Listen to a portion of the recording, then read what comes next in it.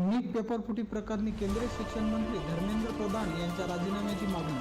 वाशिममध्ये जिल्हाधिकारी कार्यालयावर मोर्चा. नीट पेपरफुटी प्रकरणाच्या निषेधार्थ आणि केंद्रीय शिक्षण मंत्री धर्मेंद्र प्रधान यांच्या राजीनाम्याच्या मागणीसाठी आज वाशिम शहरात मोठा मोर्चा काढण्यात आला.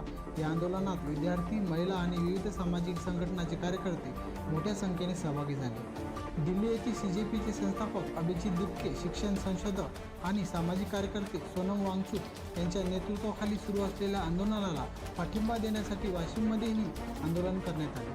आंदोलकांनी शहरातून मोठा मोर्चा काढत जिल्हाधिकारी कार्यालयावर धडक दिली आणि नीट परीक्षेतील कथित पेपरफुटीची निष्पक्ष चौकशी करून केंद्रीय शिक्षण मंत्री धर्मेंद्र प्रधान यांनी नैतिक जबाबदारी स्वीकारून राजीनामा द्यावा अशी मागणी केली. मोर्चानंतर जिल्हाधिकाऱ्यांमार्फत केंद्र सरकारला निवेदन पाठवण्यात आले. या आंदोलनात विद्यार्थी, महिला आणि सामाजिक कार्यकर्त्यांचा उत्स्फूर्त सहभाग पाहायला मिळाला.